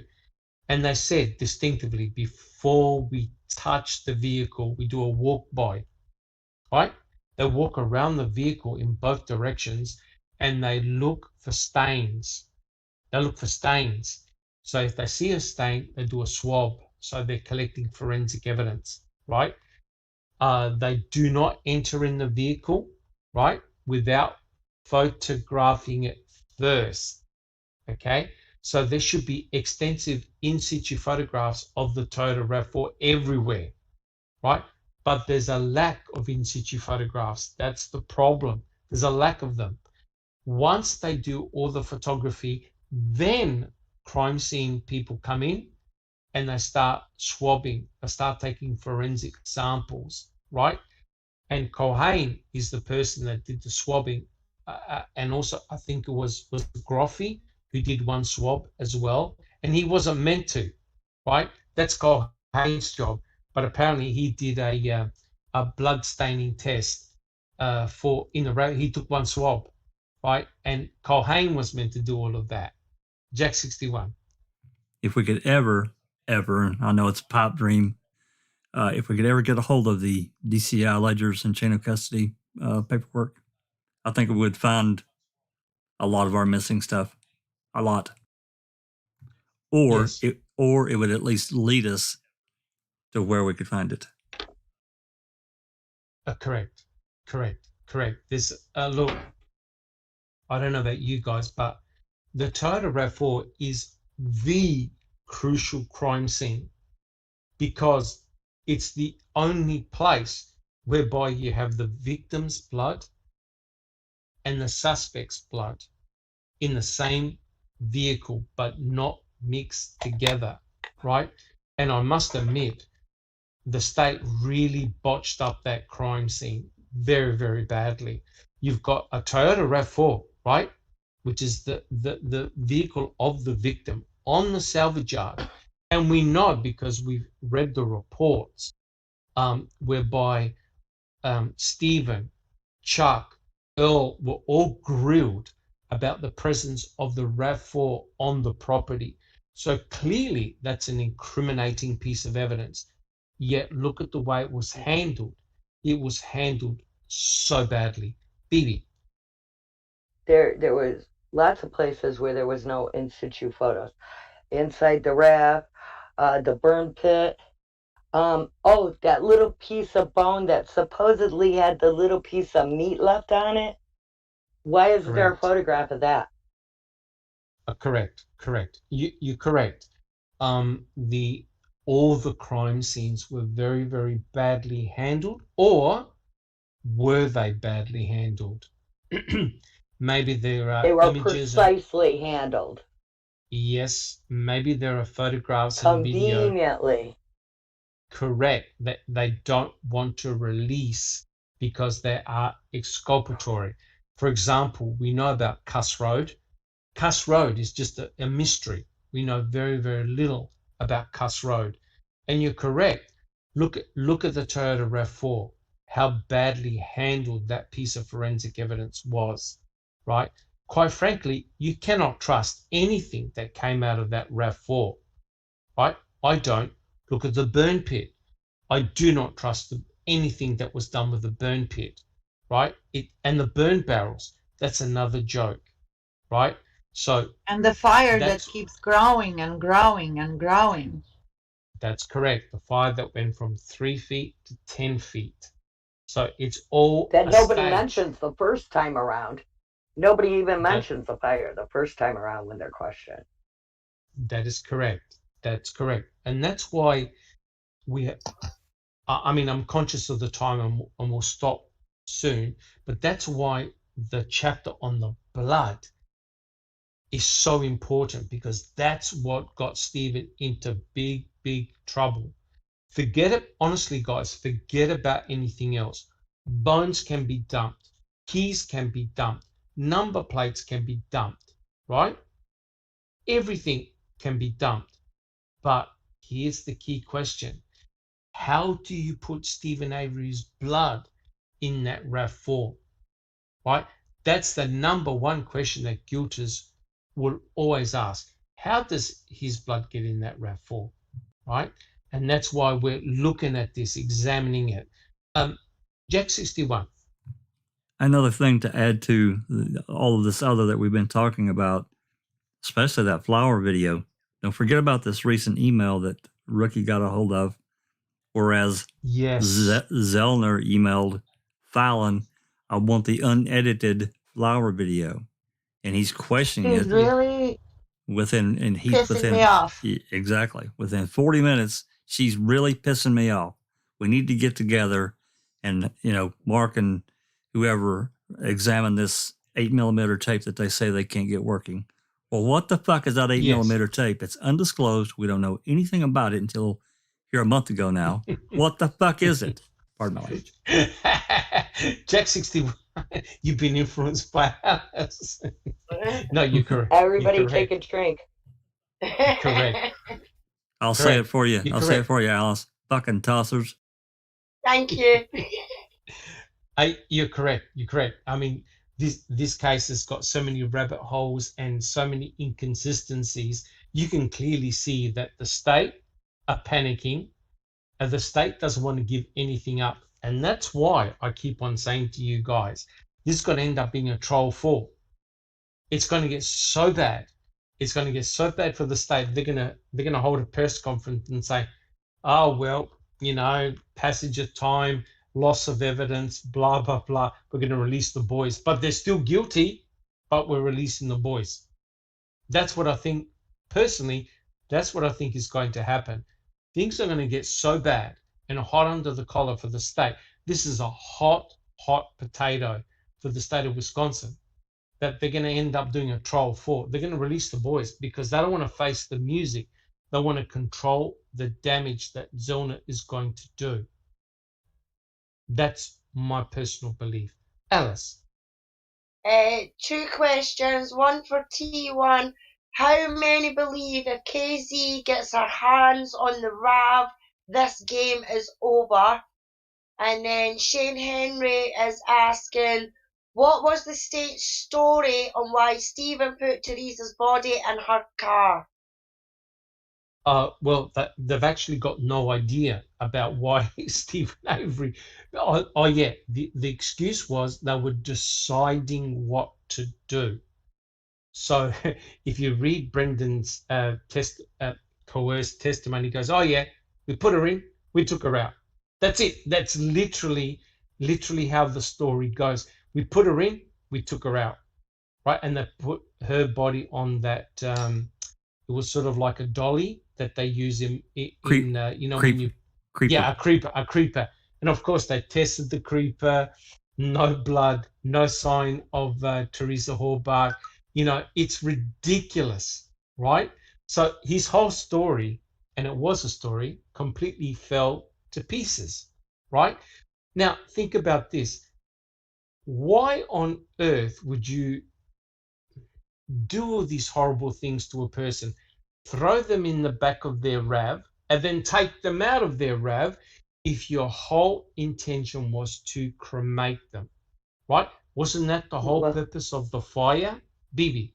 The jailhouse snitch said that Steve put her in the RAV to drive her to the burn pit. To drive it to the burn pit, which is what? 20 feet from the other side of the garage. Yeah. Clearly nobody showed him a map. Yeah. That's correct. That's correct. So the whole story is ludicrous, right? But guys, we're forgetting about one thing, and that is the distribution of the blood droplets on the rear door, right? You know, when you open up the back door, the spray of the blood droplets, that goes to show that Teresa Halbach was not flung in the back of the RAV4, right? They got it wrong. They actually got it wrong. Teresa Halbach was bludgeoned at the back of her RAV4, causing the spray of blood on that door, right? Brendan doesn't mention it. No one mentions it, because what happened to Teresa is not what the state said occurred to her. She was hit, likely on the head, with a metallic object in the back of her own RAV4 when the back door was open. Bibi. I still believe that if you took a syringe full of blood and squeezed it out as you made like a frisbee motion, throwing a frisbee motion, that it would create the same splatter. It could happen. I can't argue with you. But the point is this, Bibi. Whatever the state said occurred to Teresa Halbach did not occur to her. Not a chance. Right? That's the important point. And that's why Zellner's blood spatter expert was so crucial, because what they were saying in court was that Stephen and Brendan got Teresa Halbach and flung her, and blood from her hair sprayed onto the back door. That clearly cannot be the case due to the angle of the blood droplets. The blood droplets are at 90 degrees. They hit flush, right? And Zellner showed how it was done through a blunt metal object hitting something like a skull and flinging the blood back. And like you said, Bibi, potentially with a syringe, you can spray it on the back, right? The point is this. We don't know what happened, but whatever the state said occurred is not what happened to Teresa Halbach. It clearly cannot be the case. Now, guys, I'm conscious of the time, and we've got some excellent discussion, and I don't want to rush through this because there's still quite a lot of really good points that we can make in next week's podcast. Guys, is there anyone in the panel who would like to say what they've been doing in the last week, or they've got something to bring to the panel and the audience? Go for it, guys. Jack 61. Well, upcoming tomorrow on the open mic, we're going to be talking about actually some multiple things. We can do a little short update for the Luke Mitchell and Jody Jones case, and some things hopefully upcoming, and maybe some things that have been talked about. Not too much, but I mean, because there's not a whole lot we can really say, without legal documents and so forth. But there are other things we can talk about. And then I'm going to be talking about a couple of things that really are at the forefront, and this is really coming from the Reddit arena, and a lot of discussion about surveillance video. Yes. And how that all shook about. And I'm going to talk about at least some in depth to some degree of Avery's pro se motion, and then what happened after that. But it also ties in with what happened during the pretrial arena timeframe. I'm also going to be talking about how to write a FOIA and helping people that maybe have never done it, and help them get them through that. And this is based on Henbury's excellent Reddit topic, how to write a FOIA.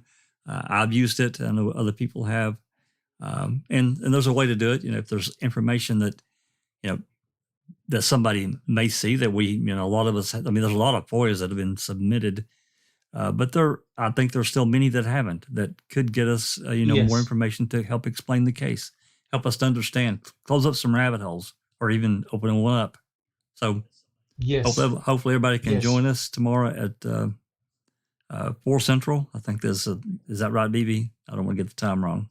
3 Central, ain't it? 3 Central. Yeah, that's right. It changes tonight. 3 Central because of the time change for the Europeans. And I'm not going to talk too much. I don't want to confuse people too much, but the time change for the Europeans happens tonight.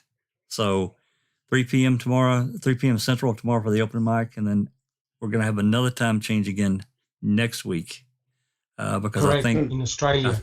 Yep. In Australia. Yep. Correct.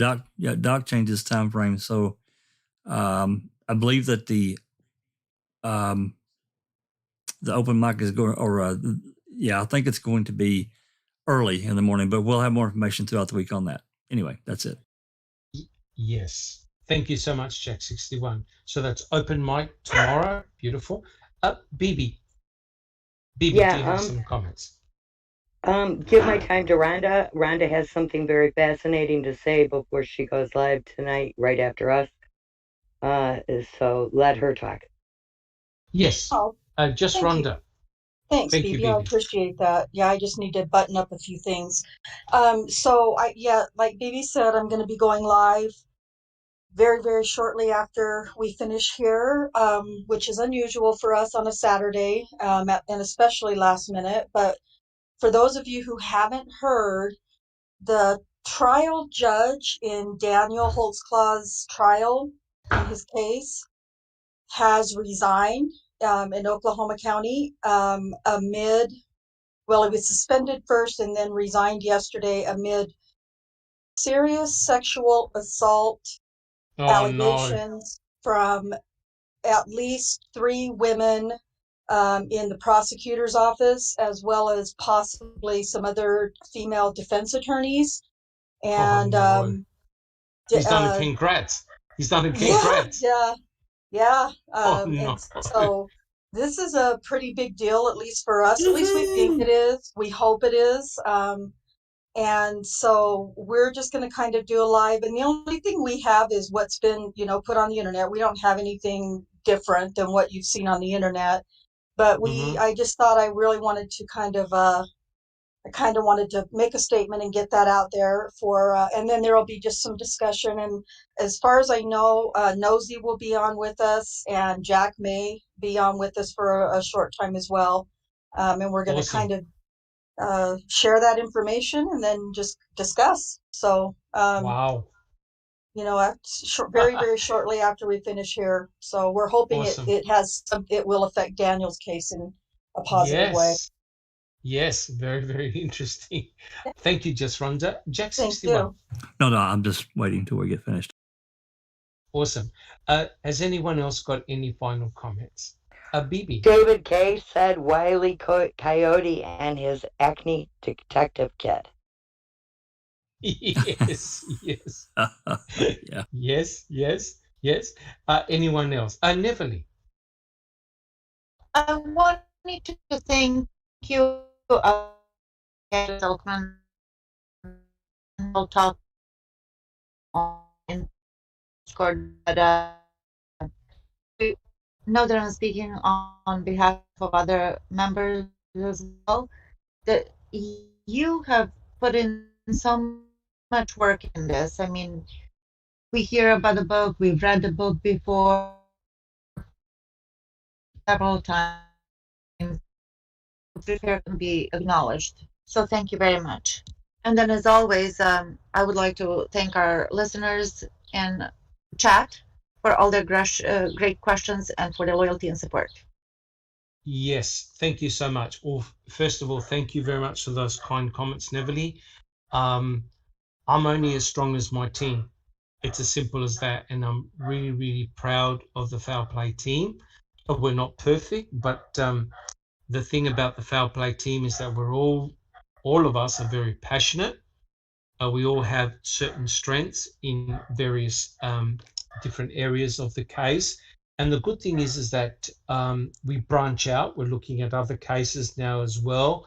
But we put in a lot of time, energy, and effort. But we also have a very passionate group of supporters who come and listen to our chat. And at the moment, I'm doing a series of lives with Millbilly. I've done some lives with Paul Capaldi in the past, and a lot of different YouTubers are putting in a lot of energy and time and effort. And that's important, guys, because we're keeping the heat on Wisconsin. A lot of people are hearing about the case a lot for the very first time. And in effect, it's that passion that drives me. And thank God I'm not addicted. I'm not addicted. Yes. I can walk No, away. you're not. I can walk Yeah. away. I can walk away. Thank you so Yeah. much. You're welcome. And one God, more thing, just once yes. again, for the millionth time, thank you, Laura and Moira, for doing this project and for pitching it to Netflix and Netflix getting it, because without that, it would have been just another case in this whole mess. That is correct. And as you know, Netflix, especially Netflix, has got a lot of very excellent documentaries, and we're seeing the same things occur all the time. With wrongful convictions, it's the same things all the time. And the state, it's like a war. It really is like a war.